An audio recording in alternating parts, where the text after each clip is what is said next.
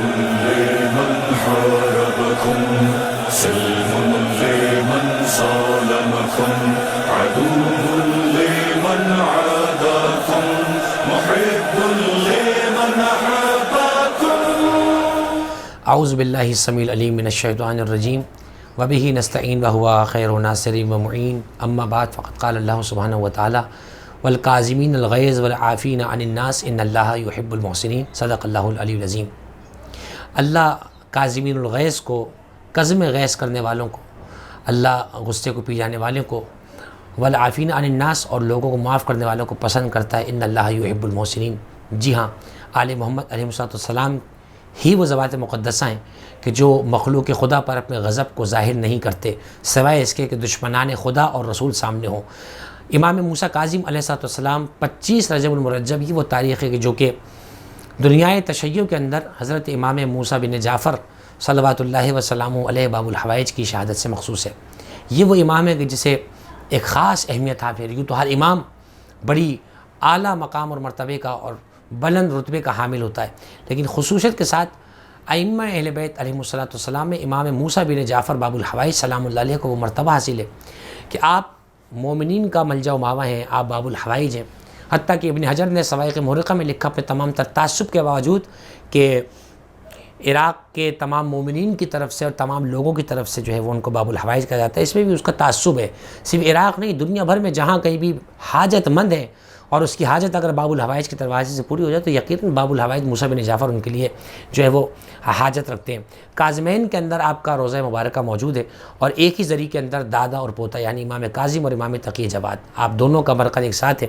اور وہ نورانی قبہ کاظمیہ جو آج بھی کاظمین سے سورج کو روشنی کی خیرات تقسیم کر رہا ہے. جی ہاں، آج جس امام کا ذکر شہادت ہے کہ جس امام کو 14 برس قید میں رکھا گیا. دیکھیے آل محمد علیہ السلام کے لیے توہین کا سہل کا لفظ بھی کہہ دینا ان کی بہت بڑی توہین ہے.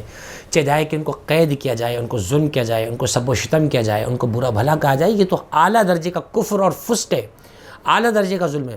لیکن 14 برس امام موسیٰ بن جعفر سلام اللہ علیہ کی قید کا دورانیہ ہے. مرزا دبیر نے 2 بند کے مصرے کے اندر جو ہے ان کی مصیبت کو بیان فرماتے ہیں کہ مولا پہ انتہائی اسیری گزر گئی، زندان میں جوانی و پیری گزر گئی. جی ہاں، جب امام موسیٰ کاظم علیہ السلام کو جب ہارون رشید نے تخت خلافت پہ قبضہ کیا ہے تو موسیٰ ابن جعفر کو حضرت امام کاظم علیہ السلام کو مدینے سے بلایا جا رہا ہے.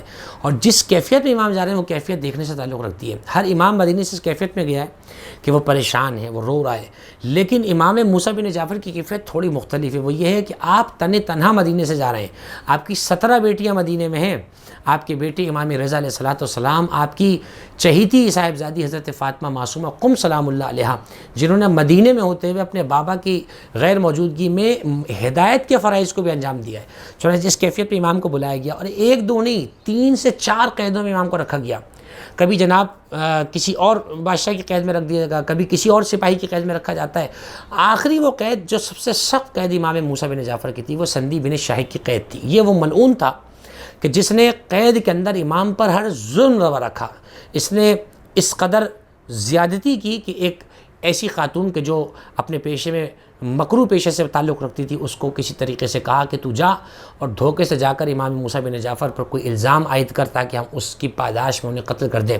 لیکن جب وہ امام کے قریب پہنچی ہے تو کہتی ہے کہ میں جب چاہتی تھی کہ سامنا کروں امام کا، امام رخ پھرا کے سجدے میں چلے جاتے تھے. پھر سامنے آئی، امام رخ پھرا کے سجدے میں چلے گئے.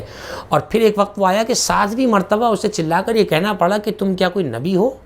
فرمایا نہیں، میں نبی نہیں ہوں، میں نبی کی اولاد ہوں، میرا نام موسیٰ بن جعفر ہے، میں جعفر صادق کا بیٹا ہوں.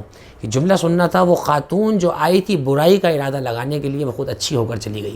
فوراً سجدے میں سر رکھا، کہا مجھے تو آپ کے بارے میں یہ نہیں بتایا گیا تھا، میں آپ پر ایمان لاتی ہوں، آپ کی محبہ بن جاتی ہوں. یہاں نبی اور امام کی عصمت کا فرق پتہ چلا. یوسف علیہ السلام وہ ہیں جنہوں نے صرف اپنا دامن زلیخا سے بچایا مگر زلیخا کو اپنے جیسا نہ کر سکے. اور موسیٰ بن جعفر وہ ہیں کہ اپنا دامن بھی بچا لیا اور دوسرے کو بھی اپنے جیسا بنایا، دوسرے کو بھی اللہ کے راستے کی طرف لے آئے. یہ اہل بیت علیہ السلام کی امامت ہے. آپ علیہ السلام کو ایک شہر کی قید میں رکھا گیا. ہمارے سننے والوں کے لیے پیغام ہے، ایک شہر کے درمیان کسی قید میں رکھا گیا. وہاں گانے بجانے کی آوازیں امام کے کان میں آتی تھیں. امام نے سپاہی سے بلا کر کہا کہ اگر ممکن ہو ہمیں شہر سے باہر کسی زندان میں رکھ دے اس لیے کہ میری عبادت میں خلل پڑتا ہے جب یہ گانوں کی آوازیں میرے کان میں آتی ہیں۔ ہمارے سننے والوں کو خیال کرنا چاہیے کہ امام علیہ السلام کتنی تکلیف میں ہوا کرتے تھے۔ پھر سندی بن شاہی کی جب قید میں آپ کو رکھا گیا تو وہاں پہ پھر آپ کے ساتھ طرح طرح کے ظلم رکھے گئے، روا رکھے گئے۔ آپ کے زمانے میں شیعوں کا حالات بڑے مختلف حالات ہیں۔ علی ابن یقطین کو سرکاری عہدہ مل رہا ہے مگر وہ لینے کو تیار نہیں ہے۔ امام کاظم سے اجازت لیتا ہے، مولا اجازت لوں، آپ کی اجازت ہے، عہدہ قبول کروں؟ قربان جائیے امام موسیٰ کاظم باب الحوائج پر آپ نے فرمایا ایک شرط پہ تجھے اجازت دیتے ہم، وہ شرط یہ ہے کہ ہمارا شیعہ اگر کوئی لے کے تیرے پاس سرکاری کام آئے گا تو تو اس کے کام کو منع نہیں کرے گا۔ آج جنہیں خدا نے منصب دیے، جنہیں خدا نے عہدے دیے، جنہیں خدا نے بڑی کرسی دی ہے، وہ یاد رکھیں یہ منصب خدا کی دین ہے، آل محمد کی دین ہے۔ اگر اس منصب پہ بیٹھ کے مومنین کے کام نہیں کرتے تو آپ امام موسیٰ کاظم سے دوستی اور محبت کا حق ادا نہیں کر رہے ہیں۔ علی ابن یقطین کو بتلایا کہ تیری جاسوسی کی جاتی ہے، تیرے وضو کو دکھا کر تجھے قتل کرنے کی سازش کی جائے گی کہ شیعوں والا وضو کرتا ہے۔ 3 دن تک امام نے خط لکھ کے بھیجا، کہا وضو الٹا کیا کر، اوپر سے نیچے کی طرف۔ اس نے کہا مولا یہ وضو کا طریقہ ہمارا تو نہیں ہے۔ امام نے فرمایا جو ہم نے حکم دیا وہی کرو۔ علی ابن یقطین جیسا شیعہ بھی تو ہو جو امام کی بات کو مان رہا ہے، اس نے 3 دن تک الٹا وضو کرنا شروع کیا۔ چنانچہ جب 3 دن اس کی جاسوسی ختم ہو گئی، امام کا ایک اور خط آیا، فرمایا اب تمہاری جان خطرے سے محفوظ ہے، وضو ویسے ہی کرو اوپر سے نیچے کی طرف جیسا ہم تمہیں کہا کرتے تھے۔ اس نے کہا مولا اس کا سبب کیا تھا؟ فرمایا تیری جاسوسی تیرے دربار میں کچھ وزیر کروا رہے تھے، ہم نے تیری جان کو بچانے کے لیے تجھے تقیے کا حکم دیا۔ یہ وہ امام ہے جو قید میں رہ کر بھی اپنی شیعوں کی حفاظت کر رہا ہے۔ آخر کار 25 رجب المرجب یہ وہ تاریخ تھی کہ امام موسیٰ کاظم کو زہر دینے کا حتمی فیصلہ کیا گیا، اور ہارون رشید نے امام موسیٰ کاظم علیہ السلام کو بلایا اور اپنے ساتھ خوان پہ بٹھایا۔ بعض روایات میں کھجور کا لفظ ہے، بعض روایت میں انگور کا لفظ ہے۔ باہر کیف امام کو زہر آلود کچھ دانے دیے گئے، امام نے چند دانوں کو تناول فرمایا اور چند دانوں کو تناول فرما کے امام اپنی جگہ سے اٹھ دیے اور آپ چل دیے۔ تو ہارون نے کہا کہ کچھ اور کیوں نہیں لیتے؟ امام نے فرمایا جو تو نے دیا ہے وہ مجھے مارنے کے لیے کافی ہے۔ امام سمجھ گئے کہ یہ وہی ظلم ہے جو میرے باپ دادا کے ساتھ روا رکھا گیا۔ امام تشریف لے گئے اور قید خانے میں 2 دن امام کیفیت میں زہر کی تڑپیں۔ زہر منہ سے کہہ دینا آسان ہے، خدا نہ کرے اگر کسی کے حلق سے نیچے اترے تو پتہ چلتا ہے زہر کسے کہا جاتا ہے۔ 3 دن تک تڑپے، امام کا جسم زرد ہو گیا، پھر نیلا پڑ گیا، امام کا جسم سیاہ پڑ گیا۔ پھر سرکاری طبیبوں کو بلایا اور ان سے کہا کہ دیکھو آ کر ہم نے کوئی ظلم نہیں کیا، ہم نے کوئی تلوار کی چوٹ نہیں پہنچائی، موسیٰ بن جعفر اپنی موت دنیا سے جا رہے ہیں۔ امام نے فرمایا یہ جھوٹ کہتا ہے، مجھے زہر دے دیا گیا ہے اور میں اپنے باپ دادا کی طرح ہی شہادت کے راستے پر جا رہا ہوں۔ آخرکار جب امام کی جان روح قفس انصری سے پرواز کر گئی، جب امام کا جسم مبارک بے جان ہو گیا، یہ وہ کیفیت تھی کہ پھر امام کے مصائب کا ایک اور باب کھلا۔ 25 رجب وہ یاد ہے امام موسیٰ کاظم کی شہادت کی، اور میں نے ایک عراقی سے یہ پوچھا مومن سے کہ کیوں 25 رجب اتنی بڑی مخصوصی ہے؟ وہ کہتا ہے کہ 25 رجب کو پورے عراق سے مزدور امام موسیٰ کاظم علیہ السلام کے جنازے کی شبی اٹھانے آتے ہیں، اس لیے کہ امام موسیٰ کاظم کا جنازہ مزدوروں نے اٹھایا تھا، کوئی تھا نہیں کہ جو امام موسیٰ کاظم کا جنازہ اٹھانے والا ہو۔ جن کے جنازوں پر فرشتے موجود ہوں ان کا جنازہ بغداد کے مزدور اٹھا رہے ہیں۔ میں پھر کہوں گا کاش کربلا میں بھی کچھ مزدور ہوتے تو امام حسین کا جنازہ شاید پامال نہ کیا جاتا۔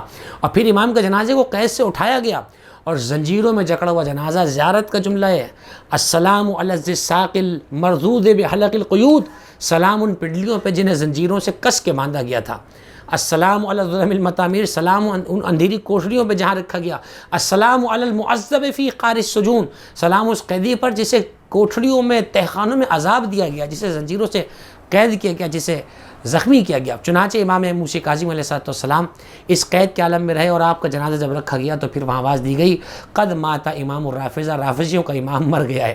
پھر سامنے سے امام کا ایک عزادار، امام کا چاہنے والا کہتا ہے جب میں نے دیکھا موسیٰ بن جعفر ہیں، دوڑتا ہوا پل بغداد پر آیا، امام کے چہرے سے کپڑا ہٹایا، حداد کو بلوا کر امام کی زنجیروں کو کاٹا گیا، باہر کیف امام کا جنازہ کاظمین کے اندر دفن کر دیا گیا، اور امام موسیٰ کاظم علیہ السلام کا مرقد آج بھی وہاں موجود ہے۔ پروردگار باب الحوائج کے صدقے تمام مومنین کی حاجتوں کو قبول فرمائے اور سب کو امام موسیٰ کاظم کی شفاعت نصیب فرمائے۔